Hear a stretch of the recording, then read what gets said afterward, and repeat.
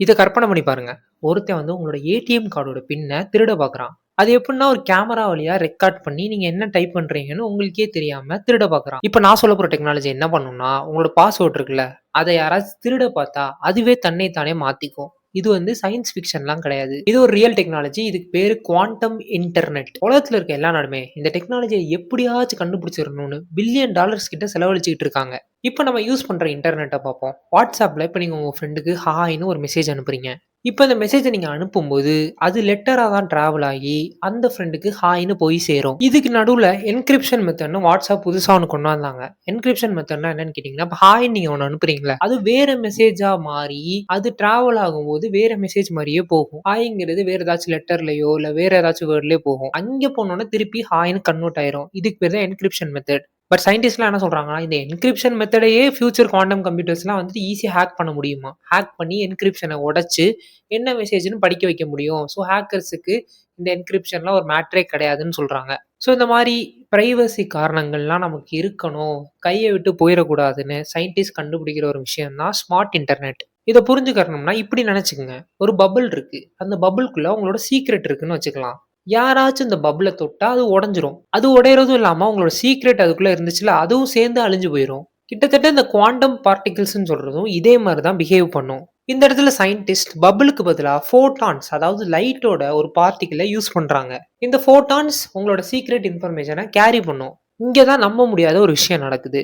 இப்ப இந்த குவாண்டம் பிசிக்ஸ்ல இந்த ஃபோட்டான்ஸ யாராச்சும் ஹேக் பண்ண ட்ரை பண்ணா என்ன நடக்கும் தெரியுமா? அது அப்படியே சேஞ்ச் ஆயிரும். அவங்களால ஹேக் பண்ணவே முடியாது. ஸோ உங்க பிரைவசிக்கு எந்த ஒரு பிரச்சனையுமே வராது. Thanks to the nature. இப்போ ஒரு வித்தியாசமான விஷயத்த பத்தி தெரிஞ்சுக்கலாம். ஐன்ஸ்டீனுக்கு புடிக்காத ஒரு விஷயத்த சயின்டிஸ்ட் கண்டுபிடிச்சிருக்காங்க. இப்ப 2 மேஜிக்கல் டைஸ் இருக்கு. என்னன்னா, சென்னையில ஒண்ணு இருக்கு, நியூயார்க்ல ஒண்ணு இருக்கு. இதுக்கும் சென்னைக்கும் இருக்கிற டிஸ்டன்ஸ் கிட்டத்தட்ட 13,000 கிலோமீட்டர் கிட்ட இருக்கு. நீங்க சென்னையில இருந்து ஒரு டைஸ உருட்டுறீங்க. 6 வந்துச்சுன்னா, நியூயார்க்ல இருக்கிற டைஸும் 6 வரும். எப்படின்னு கேட்குறீங்க?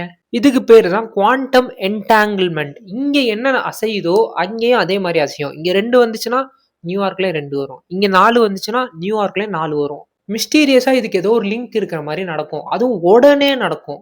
ஃபிராக்ஷன் ஆஃப் செகண்ட்ல நடக்கும். இதன் மூலியமா இப்ப 2 பேர் பேசிட்டு இருக்கும்போது, இந்த குவாண்டம் என்டாங்கில்மென்ட் என்ன பண்ணும்னா, யாராச்சும் ஹேக் பண்ண ட்ரை பண்ணா, அதோட என்கிரிப்ஷன் மெத்தட மாத்திரும். ஏன் இந்த மாரி இந்த குவாண்டம் என்டாங்கில்மென்ட் பிஹேவ் பண்ணுதுன்னு சயின்டிஸ்ட் வந்து ஆயிரக்கணக்கான தடவ செக் பண்ணி பார்த்துட்டாங்க. பட் இன்ன வர அவங்களுக்கு ஏன்னு புரியல. மனுஷனான நமக்கு எல்லா விஷயத்தையும் புரிஞ்சுக்க முடியாது. அதுல இதெல்லாம் ஒரு முக்கியமான ஒரு விஷயம். இது சென்னையில இருந்து நியூயார்க் மட்டும் தான் நடக்கும்னு கேட்டீங்கன்னா, இல்ல. இந்த யுனிவர்ஸ்ல எவ்வளோ டிஸ்டன்ஸ்ல இருந்தாலும் இது நடக்கும்னு சொல்றாங்க. இமேஜின் பண்ணுங்க. நீங்க இங்க இருக்கீங்க. என்ட்ட ஒரு டைஸ் இருக்கு. வேற ஒரு கேலக்ஸில இன்னொரு டைஸ் இருக்கு. நான் இங்க இருந்து 6 போட்டாலும் அங்கேயும் 6 தான் வரும். அதுதான் குவாண்டம் என்டாங்கில்மென்ட். எவ்வளோ டிஸ்டன்ஸ் இருக்கு. லைட் ஸ்பீட விட அதிகமா வந்து அது ரியாக்ட் பண்ணுது. பட் சயின்டிஸ்ட்டால இது ஏன் நடக்குதுன்னு இன்ன வர புரிஞ்சுக்க முடியல. பட் இந்த குவாண்டம் சிக்னல் வந்து கொஞ்சம் ஃப்ரெஜைல் ஆனது. அதாவது நீங்க இப்ப ஒரு கிரிக்கெட் ஸ்டேடியம்ல உட்கார்ந்திருக்கீங்க. நீங்க பேசுறது மத்தவனுக்கு கேட்கறது கஷ்டம் தானே! காரணம் சுத்தி முத்தி சவுண்டா இருக்கும். குவாண்டமோட இன்ஃபர்மேஷனும் அதே மாரி தான். ரொம்ப வந்து கிரவுடட் சிக்னலா இருந்துச்சுன்னா, அதோட இன்ஃபர்மேஷன் ஃபேட் ஆகுறத அவங்க கண்டுபிடிச்சிருக்காங்க. இதுல என்ன பிரச்சனைன்னா, குவாண்டம் சிக்னல்ஸ சும்மாலாம் ஆம்பிளிஃபையும் பண்ண முடியாது. இதுக்கு பேர் சயின்டிஸ்ட் என்ன சொல்றாங்கன்னா, no cloning theorem. Basically nature நம்மள பத்தி சொல்லுது. என்னைய நீங்க காப்பி பண்ண முடியாது. இப்ப சயின்டிஸ்ட்க்கு ஒரு கிரேசியான ஐடியா வருது. நம்ம உலகத்துல தானே நெறைய சிக்னல் இருக்கு. பிரச்சனை இருக்கு. நம்ம ஸ்பேஸ்ல ட்ரை பண்ணுவோம். ஸ்பேஸ்ல எந்த ஒரு பெரிய சிக்னலும் இல்ல. 2016ல சைனா ஃபர்ஸ்ட் குவாண்டம் சேட்டிலைட் ஒண்ணு அனுப்புறாங்க. இவங்க டெஸ்ட் பண்ற டிஸ்டன்ஸ் எவ்வளோன்னு கேட்டீங்கன்னா, ஸ்பேஸுக்கும் எர்த்துக்கும் 1200 கிலோமீட்டர். இங்க அவங்க என்கிரிப்ஷன்லாம் அனுப்பி பார்க்குறாங்க. ஒர்க் ஆயிருச்சு உடனே. சைனா இத எதுக்கு யூஸ் பண்ணாங்கன்னா, செக்யூரான இன்ஃபர்மேஷன் அனுப்புறதுக்கு மட்டும் தான். ஏன்னா யாருனாலுமே இத ஹேக் பண்ண முடியாதுல்ல. கம்மிங் ஃபியூச்சர்ல இந்த குவாண்டம் நெட்வொர்க்குங்கிறது ரொம்ப பெரிய விஷயமா இருக்கும். இத நெனச்சு பாருங்க. இந்தியால ஒரு ஹாஸ்பிட்டல் இருக்கு. ஜப்பான்ல ஒரு ரிசர்ச் லேப் இருக்கு. லண்டன்ல ஒரு பேங்க் இருக்கு.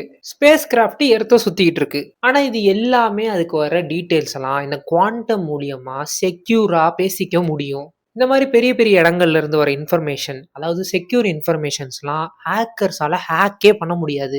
இன்னைக்கு நம்ம யூஸ் பண்ற இன்டர்நெட் அத ரீப்ளேஸ் பண்ணுமான்னு கேட்டீங்கன்னா, அது பண்ணாது. நம்ம இன்னைக்கு யூஸ் பண்ற நார்மல் இன்டர்நெட்ல தான் Netflix பார்ப்போம், YouTube பார்ப்போம், என்ன வேணா பண்ணுவோம். பட் இந்த குவாண்டம் வந்து only for the secure information. இப்போ ஒரு நாட்டுல இருந்து இன்னொரு நாட்டுக்கு ஏதாச்சும் ஒரு சீக்ரெட் சொல்லணுமா? இல்ல நம்ம நாட்டுக்குள்ளே நெறைய சீக்ரெட்ஸ வந்து வெளிய லீக் ஆகாம சொல்லிக்கணும்னா, இத யூஸ் பண்ணுவாங்க. ஏன்னா ஹேக்கர்ஸால அத ஹேக் பண்ணவே முடியாது. இன்னைக்கு நம்ம யூஸ் பண்ற இன்டர்நெட்ங்கிறது பப்ளிக் ஹைவே. யாரு வேணா ஹேக் பண்ண முடியும். செக்யூரிட்டி ஒழுங்கா இல்லாட்டினா யார் வேணா ஹேக் பண்ண முடியும். ஆனா, இந்த குவாண்டம் ஃபியூச்சர் இன்டர்நெட்ங்கிறது வந்துட்டு ரொம்ப ஆர்மர்டா இருக்கும். ஹேக்லாம் பண்ணவே முடியாது. ரொம்ப வேல்யூபிளான இன்ஃபர்மேஷன், ரொம்ப செக்யூரான இன்ஃபர்மேஷன்லாம் ரொம்ப சேஃபா இருக்கும். இது வந்து சயன்ஸ் எக்ஸ்பெரிமெண்ட்லாம் கிடையாது. எல்லா கண்ட்ரீஸும் ரொம்ப இன்வெஸ்டடா இருக்காங்க இந்த ஒரு விஷயத்த கண்டுபிடிக்கணும்னு. சைனா ஆல்ரெடி ஆக்சுவலி பண்ணிட்டாங்க. டெமான்ஸ்ட்ரேட்டும் பண்ணிட்டாங்க ஒரு குறிப்பிட்ட டிஸ்டன்ஸ்க்கு. யூரோப்பியன் யூனியன்லாம் ஆல்ரெடி பில்ட் பண்ண ஸ்டார்ட் பண்ணிட்டாங்க. யுனைட்டட் ஸ்டேட்ஸ்ல ரொம்ப மும்முரமா இருக்காங்க. இத எப்படியாச்சும் கண்டுபிடிச்சு இந்த நெட்வொர்க்க சீக்கிரமா நம்ம தான் ஃபர்ஸ்ட் கொண்டு வரணும்னு. சிங்கப்பூர், கனடா, ஜப்பான்லயும் ரொம்ப மும்முரமா இருக்காங்க. அவங்களும் எப்படியாச்சும் இத வந்து இந்த சிக்னல்லாம் தாண்டி இன்ஃபர்மேஷன்லாம் ஃபேட் ஆகாம ப்ராப்பரா யூஸ் பண்ணணும்னு ட்ரை பண்ணிக்கிட்டு இருக்காங்க.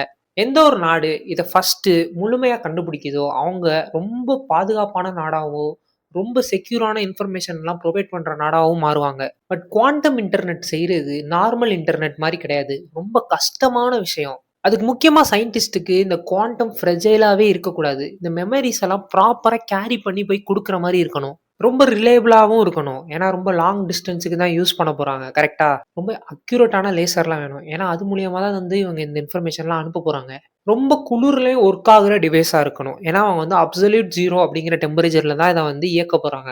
இந்த விஷயம் நடந்துகிட்டு இருக்கும்போது, சின்ன ஒரு வைப்ரேஷன், சின்ன ஒரு டஸ்ட், கொஞ்சம் ஹீட் ஆனா கூட இந்த இன்ஃபர்மேஷன் ஃபேட் ஆகுறதுக்கு வாய்ப்பு இருக்கு.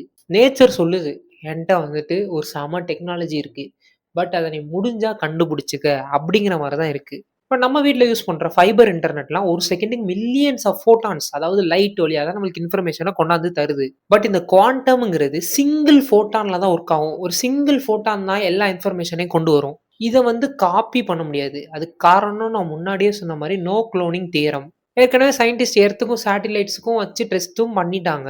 ஆனா ஃபர்ஸ்ட் கண்டுபிடிக்க போற இந்த குவாண்டம் இன்டர்நெட்ங்கிறது யாருக்கு யூஸ் ஆகும்னா, நாட்டோட ரொம்ப முக்கியமான இடங்கள். Military base, government, hospital, bank இந்த மாரி நாட்டோட முக்கியமான இடங்கள் கம்யூனிகேட் பண்ணிக்கிறதுக்கு தான் யூஸ் பண்ணுவாங்க.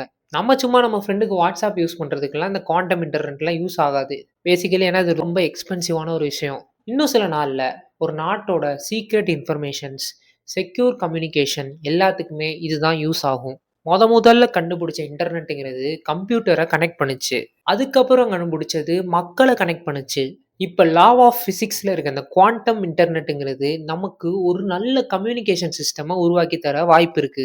பட் இத மட்டும் சயின்டிஸ்ட் கண்டுபிடிச்சுட்டாங்கன்னா, ஹேக்கர்ஸ் எவ்வளோ பெரிய ஆளா இருந்தாலும் அத ஹேக் பண்ணவே முடியாது. எவ்வளோ பெரிய ஸ்ட்ராங் பாஸ்வேர்டா இருந்தாலுமே ஹேக்கர்னால ஹேக் பண்ண முடியும். பட் பிசிக்ஸ முடியவே முடியாது. ஸோ இந்த வீடியோ பிடிச்சிருந்துச்சுன்னா லைக் பண்ணுங்க, ஷேர் பண்ணுங்க, மறக்காம சப்ஸ்கிரைப் பண்ணிருங்க, கமெண்டும் பண்ணுங்க. உங்கள அடுத்த வீடியோல சந்திக்கிறேன். பாய்.